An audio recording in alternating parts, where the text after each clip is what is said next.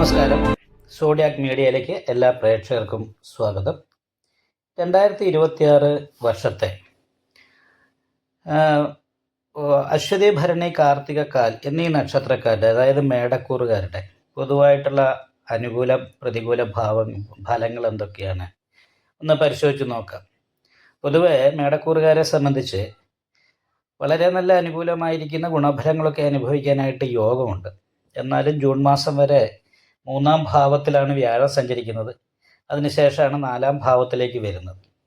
കുറച്ചൊരു വ്യാഴപ്പിഴവിൻ്റെ പ്രശ്നമുണ്ട്, അതേപോലെ ഏഴശനിയുടെ പ്രശ്നമുണ്ട്. അപ്പോൾ അത് കാരണം കൊണ്ട് ഈ വർഷത്തിൽ ചെലവ് കുറച്ച് വർദ്ധിക്കാനും എന്തെങ്കിലും ബാധ്യതകളോ കാര്യങ്ങളോ ഒക്കെ ഏറ്റെടുക്കേണ്ടതായിട്ട് വരാനോ യോഗമുള്ള സമയമാണ്.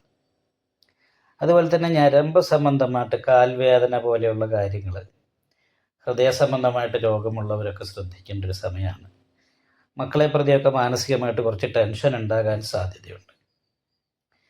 എന്നാൽ പോലും തൊഴിലുമായിട്ട് ബന്ധപ്പെട്ട അനുകൂലമായിരിക്കുന്ന ഗുണഫലങ്ങൾക്ക് യോഗമുണ്ട്. വിദേശയാത്രയ്ക്കൊക്കെ ആഗ്രഹിക്കുന്നവർക്ക് അത് സാധിക്കുന്നതാണ്. പ്രത്യേകിച്ചും ജൂൺ മാസം വരെ ഉള്ള കാലയളവിൽ നല്ല സഹായങ്ങൾ, പ്രതീക്ഷിക്കാത്ത രീതിയിലുള്ള സഹായങ്ങളും സഹോദര ഗുണവും അനുഭവിക്കാനായിട്ട് യോഗമുണ്ട്.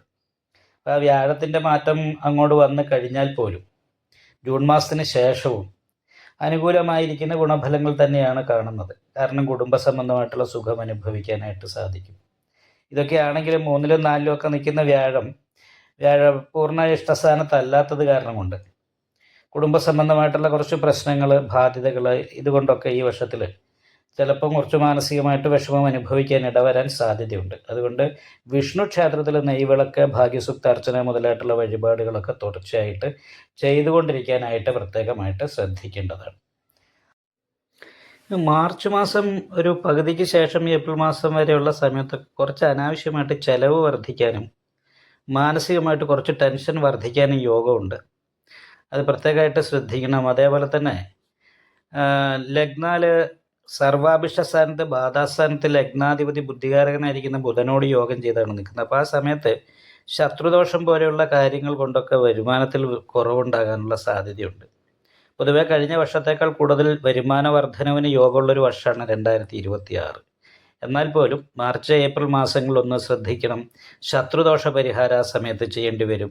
അതേസമയത്ത് പോലെ തന്നെ കാലുവേദന പോലെയുള്ള വിഷയങ്ങൾ ആ സമയത്ത് കുറച്ച് ദോഷം വരുത്താൻ സാധ്യതയുണ്ട്. പ്രതീക്ഷിക്കാതെ കളവ് നഷ്ടപ്പെടുക, ധനനഷ്ടം പോലെയുള്ള കാര്യങ്ങളോ ഈ ലോണ് പോലെയുള്ള ബാധ്യതകൾ മുഖാന്തരം അല്ലെങ്കിൽ ലോണ് മുടങ്ങുന്നത് പോലെയുള്ള വിഷയങ്ങൾ ഉണ്ടാകാനോ സാധ്യതയുണ്ട്. അപ്പം അങ്ങനെയുള്ള കാര്യങ്ങൾ ശ്രദ്ധിക്കണം. വാഹനം വിൽപ്പന പോലെയുള്ള കാര്യങ്ങൾക്ക് യോഗമുള്ള സമയമാണ്.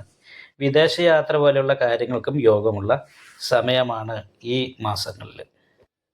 പ്രത്യേകിച്ചും ഈ ജൂൺ മാസത്തിന് ശേഷം നല്ലൊരു ബൂസ്റ്റ്, പെട്ടെന്ന് സാമ്പത്തികമായിരിക്കുന്ന വർധനവുണ്ടാകുക, ഉത്സാഹം വർദ്ധിക്കുക, വളരെ ആക്റ്റീവായിട്ട് കാര്യങ്ങൾ ചെയ്യാനായിട്ട് ശ്രമിക്കുക. അതുകൊണ്ടൊക്കെ നേട്ടങ്ങളും മാനസികമായിട്ട് ഒരു സന്തോഷമൊക്കെ ഉണ്ടാകുന്നൊരവസ്ഥ ഉണ്ടാകാനുള്ള യോഗം കാണുന്നുണ്ട്.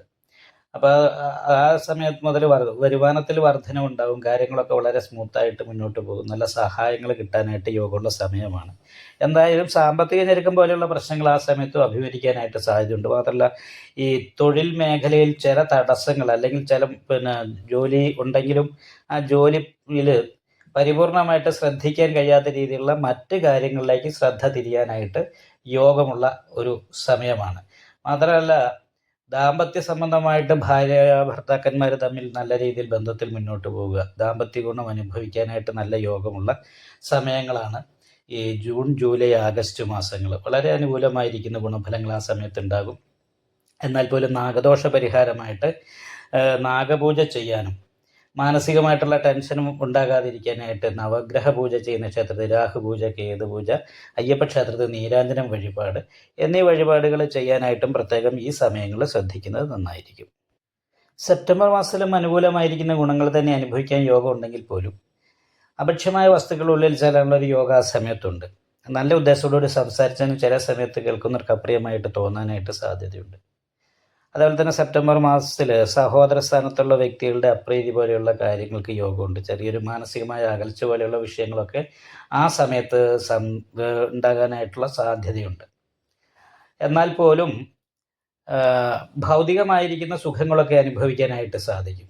ദാമ്പത്യ സംബന്ധമായിട്ട് അനുകൂലമാണെങ്കിലും വാഹന സംബന്ധമായിട്ട് സ്ത്രീ സംബന്ധമായിട്ടൊക്കെ അത്ര അനുകൂലമായിരിക്കുന്ന സമയമല്ലാതെ, അത് മാത്രമല്ല ചെറിയൊരു പ്രവർജ്യായോഗം ഭാര്യ ഭർത്താക്കന്മാർ ഒരുപക്ഷെ തമ്മിൽ അകന്ന് നിൽക്കാൻ ഇടവരാനുള്ളൊരു സാധ്യത, അല്ലെങ്കിൽ ഭാര്യയ്ക്ക് ചില്ലറ രോഗാവസ്ഥ അതുകൊണ്ടുള്ള പ്രശ്നങ്ങളോ പരസ്പരം മാനസികമായിട്ടുള്ള അഭിപ്രായ വ്യത്യാസങ്ങളോ കൊണ്ടുള്ള വിഷമം അനുഭവിക്കാനുള്ള സമയമാണ്. അപ്പോൾ ഒന്ന് ശ്രദ്ധിച്ച് മുന്നോട്ട് പോകുന്നത് നന്നായിരിക്കും ആ കാലയളവിൽ. നവംബർ മാസം 1-ാം തീയതിയോടുകൂടി സർവേശ്വരകാരകനായിരിക്കുന്ന വ്യാഴം 4-ാം ഭാവത്തിൽ നിന്നും 5-ലേക്ക് വരും. അപ്പോൾ ദൈവാധീനം പരിപൂർണമായിട്ട് വരും എന്ന് പറയുന്നൊരു ഗുണമാണുള്ളത്. അപ്പോൾ ദൈവാധീനത്തിൻ്റെ പരിപൂർണമായിരിക്കുന്ന അവസ്ഥയുള്ളത് കാരണം ചെയ്യുന്ന കാര്യങ്ങളൊക്കെ നല്ല സാമ്പത്തിക നേട്ടം അനുഭവിക്കാനായിട്ട് സാധിക്കും. മാനസികമായിട്ടുള്ള സന്തോഷം ഉണ്ടാകും. മക്കൾക്ക് അഭിവൃദ്ധി ഉണ്ടാകാനായിട്ടുള്ള യോഗമുള്ള സമയമാണ്. അപ്പോൾ എല്ലാ രീതിയിലും ഈ വരുന്ന ഡിസംബർ മാസം വരെ പിന്നീട് അങ്ങോട്ട് സാമ്പത്തിക വർധനവ്, മാനസികമായിട്ടുള്ള സന്തോഷം മുതലായിട്ടുള്ള കാര്യങ്ങൾക്കൊക്കെ യോഗമുണ്ട്. എന്നാൽ പോലും അയ്യപ്പ ക്ഷേത്രത്തിൽ നീരാഞ്ജനം വഴിപാട് ചെയ്യാൻ മറക്കരുത്. കാരണം എന്ന് വെച്ചെന്നാൽ ഏഴശനിയുടെ സമയമാണ്. ഏഴശനി ദോഷത്തിന് പരിഹാരം ചെയ്യണം. അതേപോലെ തന്നെ നാഗപൂജയും ചെയ്യണം. നാഗപൂജയും അയ്യപ്പ ക്ഷേത്ര നീരാഞ്ജനം വഴിപാടും ചെയ്യുക. അതേപോലെ തന്നെ വ്യാഴപ്പഴവ് മാറുന്നത് വരെ ഏതാണ്ട് നവംബർ മാസം വരെ തന്നെ വിഷ്ണു ക്ഷേത്രത്തിൽ ഭാഗ്യസുക്താർച്ചനയും നെയ്വിളക്കും കഴിപ്പിക്കുക. ഈ പരിഹാരങ്ങളൊക്കെ ചെയ്താൽ ഈ വർഷം നല്ല അനുകൂല ഫലങ്ങൾ അനുഭവിക്കാനായിട്ട് സാധിക്കുന്നതാണ് മേടക്കൂറുകാർക്ക്. നിങ്ങൾക്ക് ഈ വീഡിയോ ഇഷ്ടപ്പെട്ടാൽ ലൈക്ക് ചെയ്യുക, നിങ്ങളുടെ അഭിപ്രായങ്ങൾ കമൻറ്റ് ചെയ്യാം. ജ്യോതിഷവുമായി ബന്ധപ്പെട്ട കൂടുതൽ കാര്യങ്ങൾ അറിയാൻ ഈ ചാനൽ സബ്സ്ക്രൈബ് ചെയ്യുക. ഞങ്ങളുടെ ഓൺലൈൻ കൺസൾട്ടൻസി നമ്പർ താഴെ ഡിസ്ക്രിപ്ഷൻ ബോക്സിൽ കൊടുത്തിട്ടുണ്ട്. ആവശ്യമുള്ളവർക്ക് കോൺടാക്റ്റ് ചെയ്യാവുന്നതാണ്.